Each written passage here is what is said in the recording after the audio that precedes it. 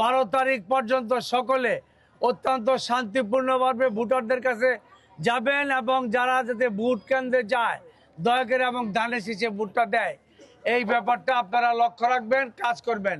সকলকে ধন্যবাদ। ইনশাল্লাহ দেখা হবে। যার যার কেন্দ্রে যে যে দায়িত্ব আছে সেটা সঠিকভাবে নির্দেশনা মেলে কাজ করবেন। ইনশাল্লাহ বিজয় আমাদের সুনিশ্চিত আল্লাহর রহমতে। ধন্যবাদ।